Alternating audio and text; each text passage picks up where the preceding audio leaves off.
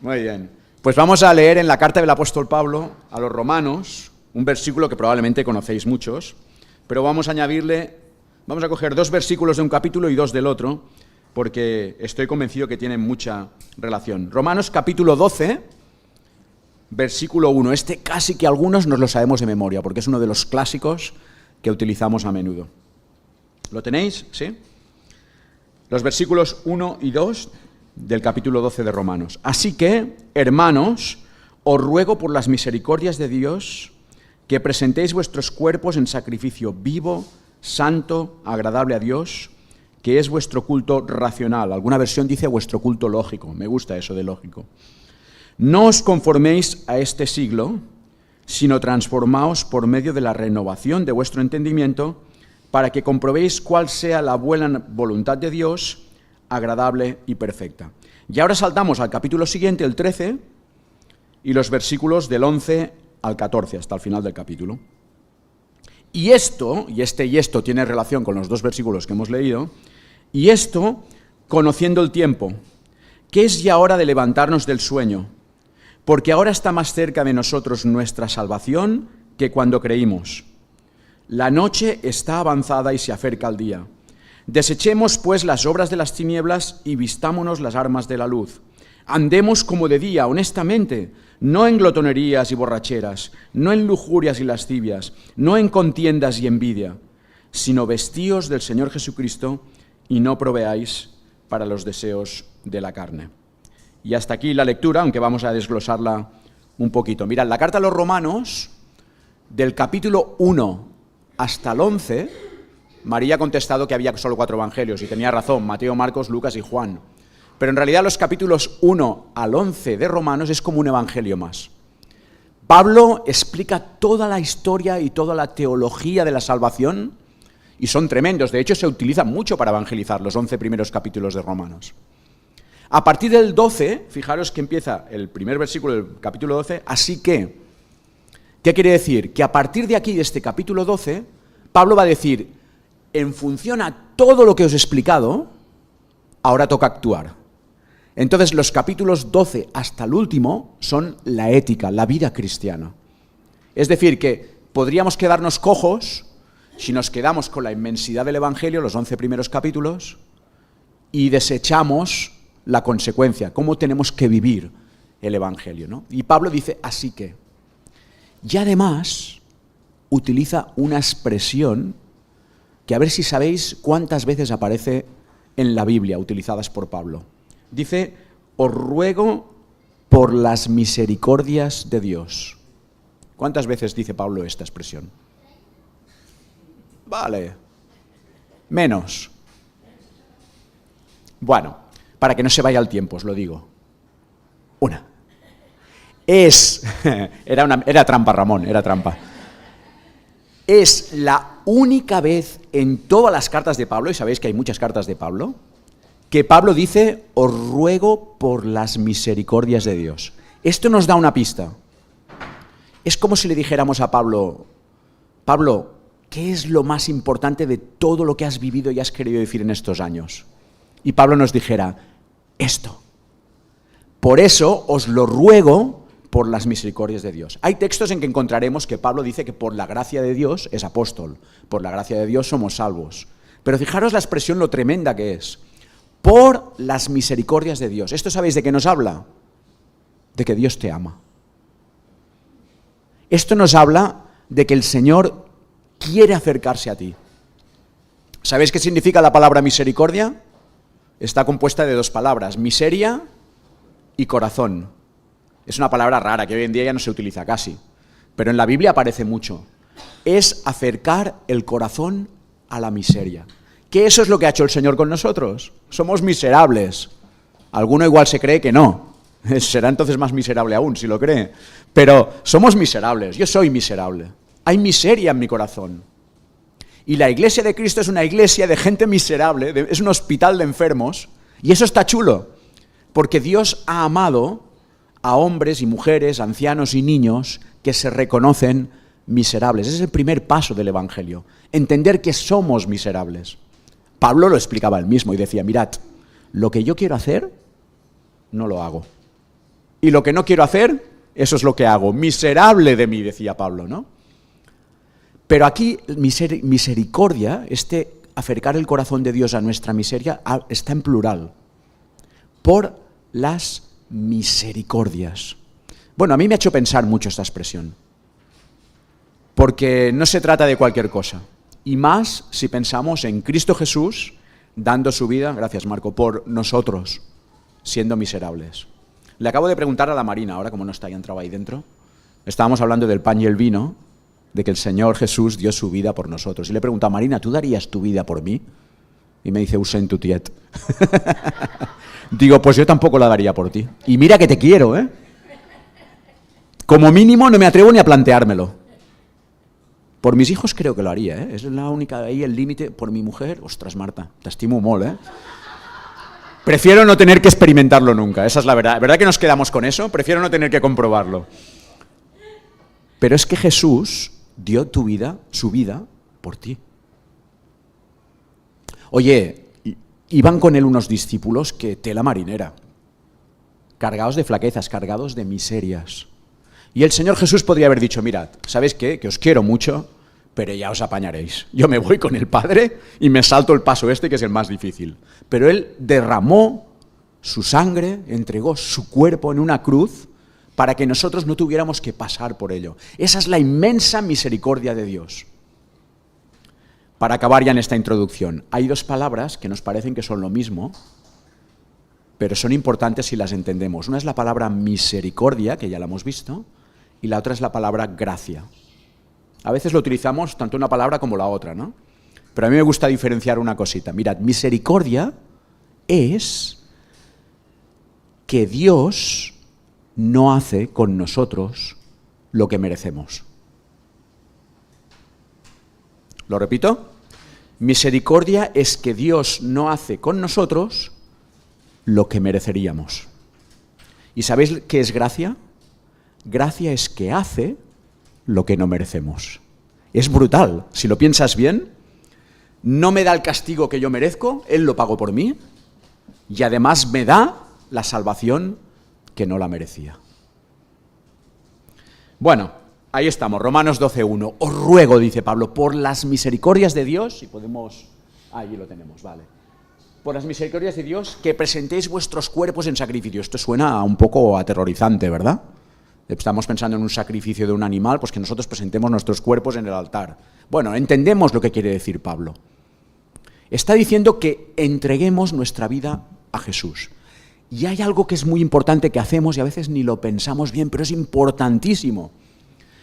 Predicamos a Jesucristo como Salvador, ahí entendemos la misericordia y la gracia, y como, ¿qué más decimos?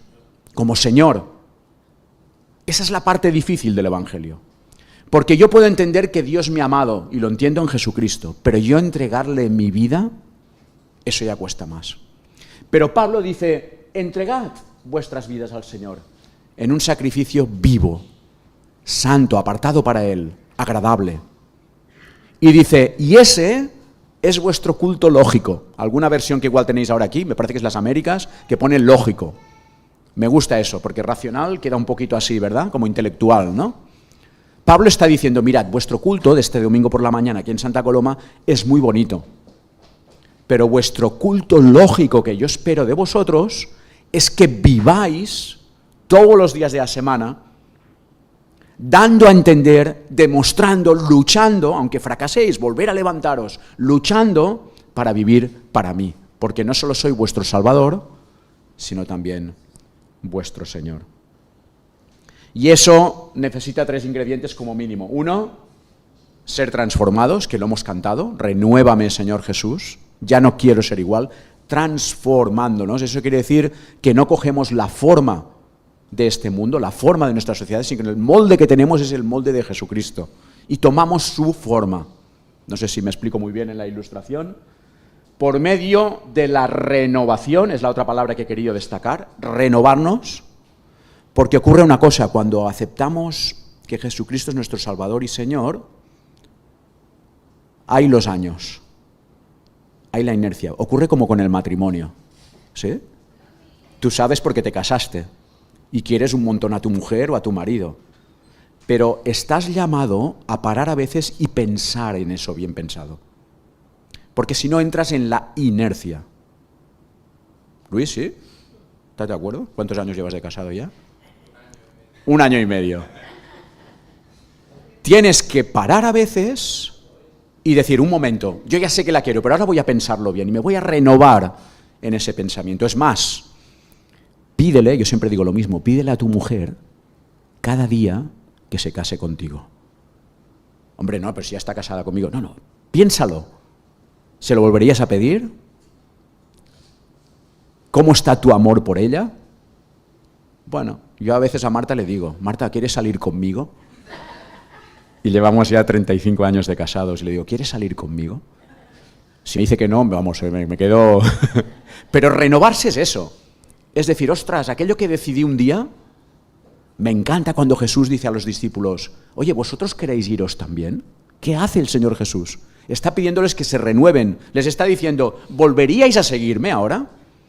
Es chulo eso, es chulo. Entonces, renovémonos. Y por último, comprobar cuál es la buena voluntad de Dios. Y esto nos habla de obediencia, no lo dice literalmente el texto, pero nos habla de la voluntad del Señor para nuestras vidas, obedecer. Ahora bien, a partir del versículo 3 del capítulo 12 empieza lo que os decía de la ética cristiana. Ya va a dar instrucciones de cómo debemos comportarnos. Pero en el capítulo 13 inserta estos versículos que hemos leído, del 11 al 14, que parece hasta incluso que no peguen. Porque si cogéis el capítulo 14, vuelve a hablar otra vez de la ética. Es como si Pablo hubiera tenido un parón en su discurso de cómo hemos de vivir, para un momento y dice, un momento, hay algo importante, quizá que se me ha olvidado deciros. Y ahí aparecen estos textos que son los principales que quería compartir. Porque está diciendo, fijaros que el versículo 11 del capítulo 13 dice, y esto, y se está refiriendo a todo lo que acaba de escribir, eso de ser un sacrificio vivo, santo, agradable a Dios, todo esto, dice el versículo 11, conociendo el tiempo, que es ya hora de levantarnos del sueño, porque ahora está más cerca de nosotros nuestra salvación que cuando creímos. Fijaros la expresión de ahora del versículo 12. La noche está avanzada y se acerca el día. El Señor está cerca. Pero esto lo decía Pablo. ¿En qué siglo? ¿En qué siglo escribió Pablo? En el primer siglo. ¿Y en qué siglo estamos? El 21. Anda, Pablo, que ibas bien. La noche está avanzada. 20 siglos han pasado ya. Y no sabemos cuánto queda. Pero algo que quiere explicar Pablo y que el mismo Señor Jesucristo se lo explicó a sus discípulos es que debemos vivir como si esta noche viniera el Señor. Los discípulos le decían, pero bueno, ¿esto cuándo será?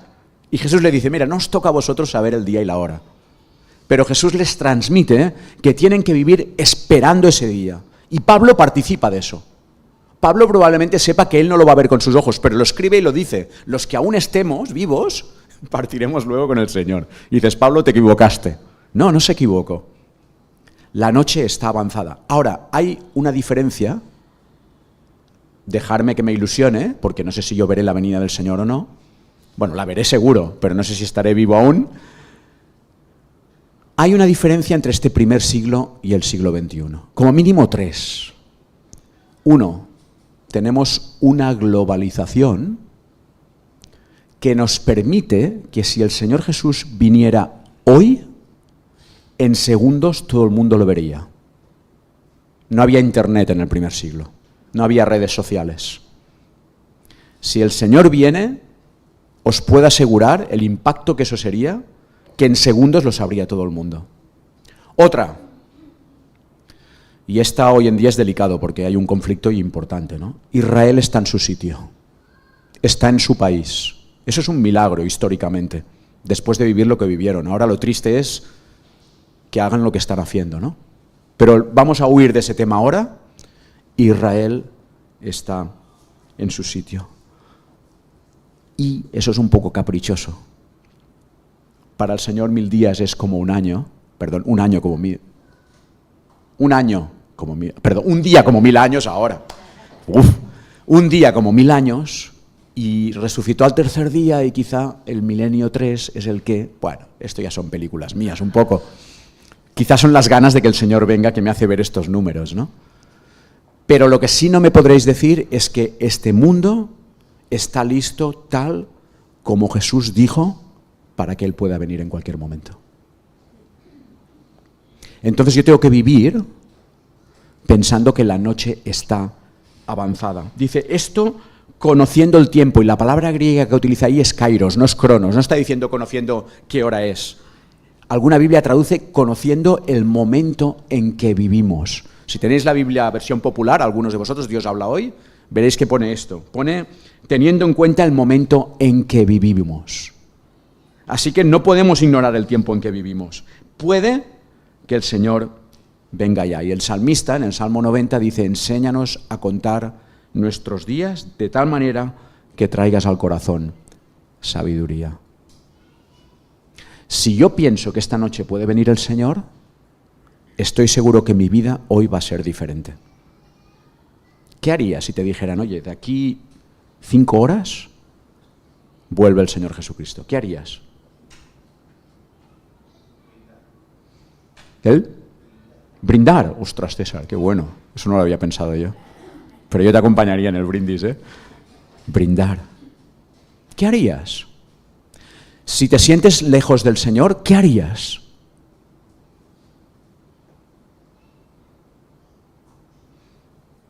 Si estás cerca pero crees que lo podrías estar más, ¿qué harías? Si no tienes al Señor en tu corazón y no has dado ese paso de aceptarle como Salvador y Señor, ¿qué harías si te dicen que a las 5 de la tarde viene?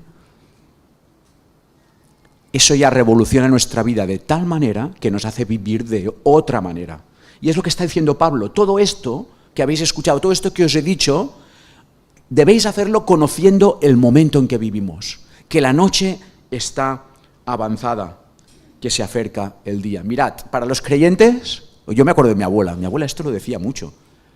Ella, yo una vez le pregunté, era un chavalillo, le digo, ya, ¿tú no te agradaría volver a tener 14 años, que es lo que yo tenía en ese momento? Me daba tanta pena ver a mis abuelos hacerse mayores, pensaba, se les está acabando el tiempo. Y mi abuela me decía, primero, yo volver a los 14 ni loca, volver a pasar todo esto otra vez. Pero lo segundo que me decía, estoy en ventaja, estoy más cerca del Señor que tú. Y pensé, digo, esto es una cuenta atrás, al revés, ¿no? Esa es la visión. Se acerca el día. O sea, cuanto más mayor seas de edad, más afortunado eres, porque sea que el Señor venga o sea que partas con Él, estás más cerca. Entonces la vida cristiana añade una nueva visión en cuanto a su venida y en cuanto a la esperanza que tenemos. El apóstol Pablo enseña en el capítulo 8 de esta misma carta que la salvación no termina cuando aceptamos a Jesucristo como nuestro Salvador, que la salvación terminará el día que estemos juntamente con Él. Es un proceso de salvación. Hemos dado el primer paso, nos hemos acercado a Él, pero plenamente seremos salvos el día que estemos en su presencia. Sin pecado, sin miserias. La misericordia ya ahí va a desaparecer, ¿eh? La gracia seguirá estando. Pero la misericordia, seremos perfectos a los ojos de Dios en una tierra renovada, con una creación renovada. Siempre digo que a mí que no me busquen tocando el arpa sentado en una nube, porque eso no me atrae nada. Viviendo con aquellos que nos han precedido, a veces seres queridos, viviendo en la presencia de Dios. Una nueva oportunidad. Maravilloso. Filipenses 4:5 dice, el Señor está cerca. Ahora bien, vamos a ver 4 cosas prácticas que deberían implicar todo esto que os he compartido en nuestra vida. En primer lugar, va a decir el apóstol, ahí le damos, César. ¿No? Jofra, perdona, estaba diciendo César. Ahí está, levantarnos, primer paso. ¿Qué está diciendo el apóstol? Si tú sabes que el Señor te pide que le entregues su vida, y si eres consciente del momento en el que vives, reacciona, levántate del sueño. Es ya hora de levantarnos del sueño. No durmamos, dice el apóstol Pablo en 1 Tesalonicenses, capítulo 5, los versículos del 1 al 8. 1 Tesalonicenses 5, del 1 al 8, son brutales estos versículos. No durmamos como los demás. No somos llamados a vivir dormidos como vive nuestro mundo. Nuestro mundo no está pensando en cuándo esto se va a acabar. Nuestro mundo está pensando en vive el presente y vive y sé feliz. Hakuna Matata, ¿no? Vive y sé feliz. Disfruta la vida. ¿Sí o no? Es la filosofía de nuestro mundo. ¿Qué hacemos los creyentes? Amargando la existencia a la gente. Pues no estamos amargando nada. Estamos diciendo, estate preparado porque Cristo va a volver. Levántate, despiértate. Oye, hay un himno que cantaban en la iglesia primitiva en el primer siglo, se conserva un trozo de ese himno. Yo no sé qué música tendría, pero es brutal. Y lo encontramos en Efesios capítulo 5, versículo 14. Es un himno sacado de Isaías 60, un libro profético, un libro de los que Diego, de los 5 que él ha dicho. Y la iglesia primitiva cantaban este himno, que sabemos solo un trocito, que dice, despiértate tú que duermes, y levántate de los muertos, y te alumbrará Cristo. Está en Isaías 60, es un texto replicado de allí. Despiértate tú que duermes. No podemos vivir dormidos. Despiértate. Mirad, lo que este mundo nos propone, nuestra sociedad nos propone, es vivir la vida. Don't worry, be happy, ¿no? Vive la vida, sé feliz, no te preocupes. Bueno, mi inglés es patético, perdonad, ¿eh? Eso es lo que nos propone, pero eso no es vivir. Porque vivir no es simplemente subsistir. Vivir no es ausencia de morir, vivir es mucho más. La vida plena que Dios nos da es la vida para la que hemos sido diseñados. Entonces yo me lo puedo pasar bomba en este mundo. Yo recuerdo mi época bandarra, de mis 14 a 16 años. Aparte yo era un tío muy chulo y yo era capaz de vivir en la iglesia como un santito, e irme después a la discoteca y disfrutar, porque disfrutaba, no nos engañemos. Y el sábado estaba en la discoteca y el domingo estaba en la iglesia. La gente mayor decía en la iglesia, este niño qué majo es, cómo quiere al Señor. Pero yo hacía mis pinitos por ahí, mis tonterías. Hasta que no pude más y un día le dije al Señor, Señor, esto está vacío, te necesito. De eso hace 44 años. Y ahora que me acerco a los 60, os digo, muy encarecidamente, que no hay otra manera de vivir plenamente si no es en el Señor Jesucristo. No hay paz como la paz que Él da, lo dijo el mismo Señor Jesús. No hay libertad como la libertad que Él da. Es verdad que nos pide sacrificio y a veces eso nos cuesta, pero es un sacrificio que revierte en beneficio para nuestras vidas. Hace poco en el trabajo me preguntaba uno, dice, oye, si Dios no existiera, ¿tú qué harías? Y de verdad os lo digo, y me emociono ahora, ¿eh? Me puse casi a llorar y le digo, me ahogo. Estoy intentando pensar en mi vida sin Dios y me falta el oxígeno. No puedo, es imposible. No puedo. Porque cuando los años van pasando te das cuenta de las bendiciones del Señor, de su fidelidad, de que el mundo pasa, de que las cosas de nuestro mundo pasan. Pero el cielo y la tierra pasarán, pero mis palabras, decía Jesucristo, no pasarán. Despertémonos. Si estás dormido, despierta. Segundo paso. Oye, estos pasos que vamos a ver ahora, que son 4, lo tenéis fácil, porque si no lo estáis apuntando, acordaros que son 4 cosas que hacemos cada día. Espero, porque si no vamos mal, ¿eh? De entrada pienso que cada día nos despertamos. Los que sois dormilones un poco más tarde y apuráis, ¿no? Y llegáis tarde a los sitios. Yo soy ansioso y llego antes. Y me dicen, ¿qué haces 20 minutos antes en el trabajo? Pues no lo sé, que he venido por ansiedad, aquí estoy. Despertémonos, eso lo hacemos. Segundo paso, desechemos. Yo os propongo la palabra desvestirse, quitarse el pijama. Espero que cuando te levantes por la mañana te quites el pijama. No quiero imaginarme que vas a estudiar o a trabajar con el pijama puesto. En realidad, Dejarme que os diga que cuando yo a veces veo a la gente en el mundo, o en el metro, o en la calle, o lo que sea, me da la sensación de que la gente va con el pijama, porque no se han despertado. Y aquí Pablo nos habla de desechar las obras de las tinieblas. ¿Qué es eso de las tinieblas? La oscuridad. No podemos andar en oscuridad. Entre otras cosas, cuando te despiertas, ¿sabes unas cosas que haces? O subes la persiana para que entre la luz, o abres la luz eléctrica. Pero necesitamos luz cuando nos despertamos. El Señor nos ha regalado que por la mañana sale el sol, y eso ya nos da luz. Pero no podemos despertarnos y empezar nuestra actividad sin luz. Bueno, no sé los mineros cómo lo hacen, pobres, van con su casco y su luz, pero bueno, ese es otro tema, me ha venido ahora de golpe a la mente. Eso es hacerse mayor, ¿eh? Que te empiezan a venir cosas raras. Los mineros, ¿por qué me tengo que acordar yo de los mineros ahora? Bueno, desechar las obras de las tinieblas. No estamos llamados a andar en oscuridad. ¿Y qué obras de las tinieblas son estas? Fijaros que luego lo explicará, versículo 13. No en glotonerías y borracheras. ¿Eres un glotón? Ostras, hay gente que está diciendo que sí. A mí el dulce me trae loco, ¿eh? Y Marta me tiene que decir, Dani, ¿eres un glotón? Yo comería mucho, ¿eh? Donde haya un buen entrecot. Borracheras, ¿eres un borracho? Ostras, qué palabra más fea, ¿no? Diríamos hoy en día que tienes problemas con el alcohol. A mí el vino, os he de decir que en Instagram mi cuenta es Vinegra. Vinegra 1966, que es el año en que nací. Y mucha gente me dice, oye, esto como cristiano, esto del vinegra. Digo, pero si al Señor Jesús también bebía vino y le encantaba y lo hacía con los discípulos. ¿Por qué no voy a hacer yo mi copita? Nada, 2 dedos al mediodía, no os asustéis, ¿eh?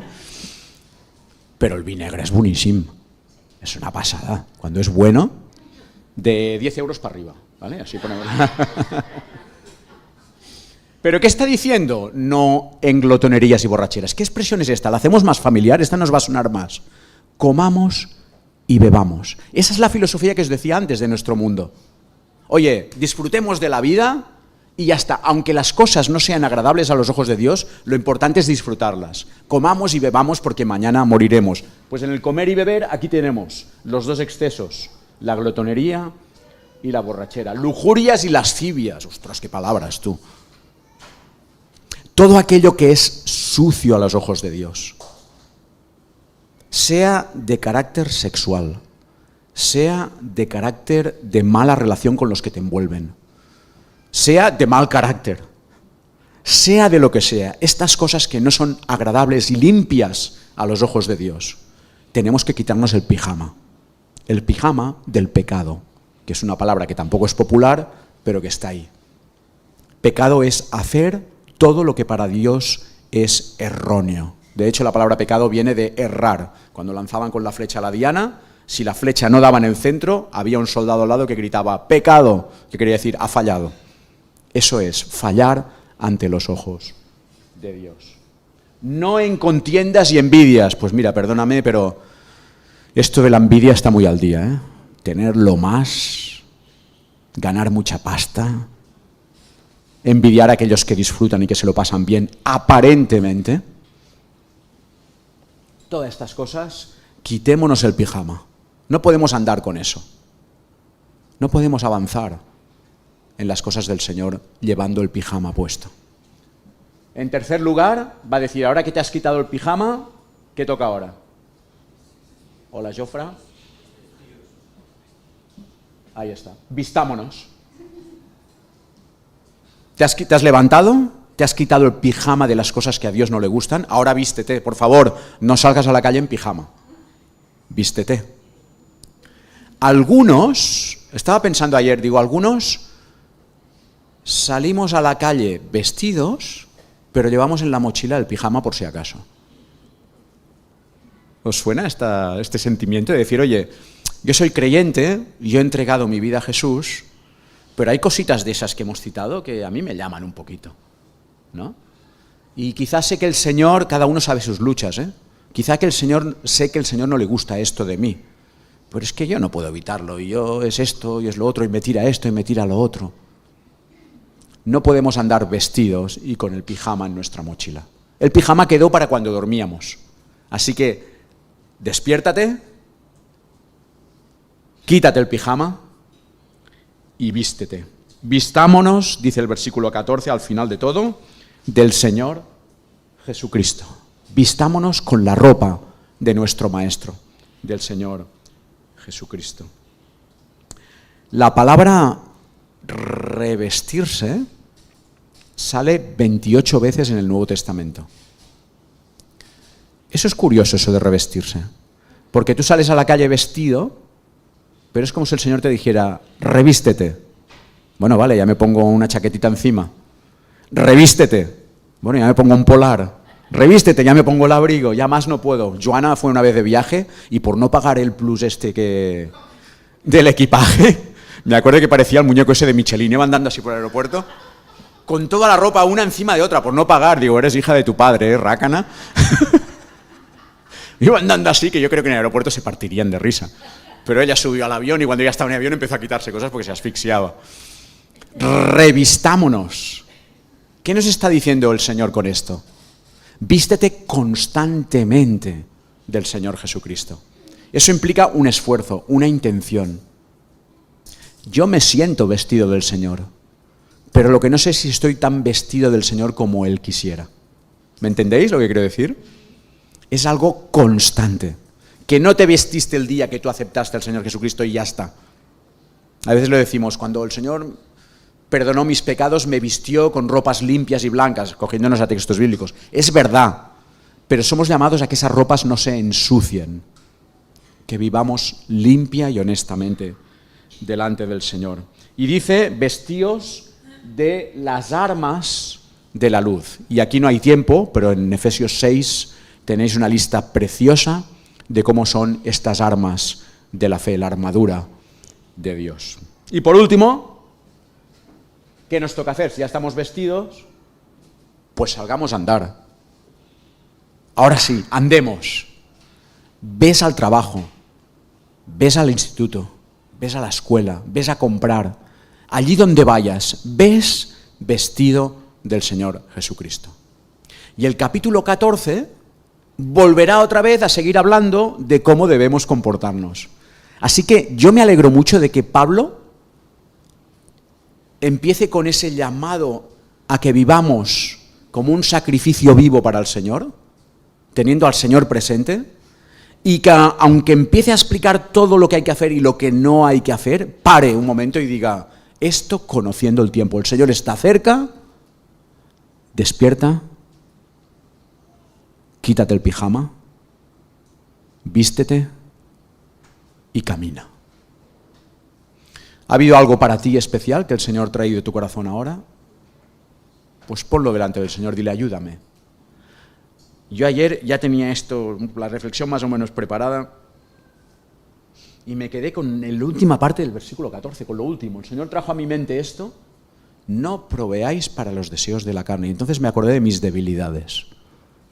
Y que a veces proveemos para nuestras debilidades, con nuestro pensamiento a veces, con nuestra intención. Ostras, ya no es no andar según la carne, sino además no proveer para los deseos de la carne. Tengo unas ganas de comprarme un cochazo. Marta me dice que estás pesado con los coches, porque le digo todas las marcas, todos los modelos, ya se lo sabe ella. Pero digo, Señor, si yo lo que necesito es un coche que me lleve y que me traiga y que, ¿no? Pero mentira. Y voy por la calle como un radar. Mira, este es el nuevo modelo del Nissan Qashqai. ¡Ostras, este ha salido nuevo este año! El Tucson, el no sé qué. Ese no es el objetivo de mi vida. Y no quiere decir que con ese que comprarse un coche sea algo malo, ¿eh? Pero, ¿qué estoy proveyendo para mi vida? ¿Dónde están mis prioridades? ¿Soy capaz de estarme 2 horas mirando coches por internet y no he tenido 5 minutos para el Señor? Voy en pijama. Voy en pijama o quizá no me he levantado aún. Entonces ya me entendéis, ¿no? Cada uno sabe sus cosas, pero el Señor dice, despiértate, quítate el pijama, vístete y sal a caminar, que yo voy contigo. Y todo esto hazlo por lo más alto de todos los precios, por las misericordias de Dios. Amén.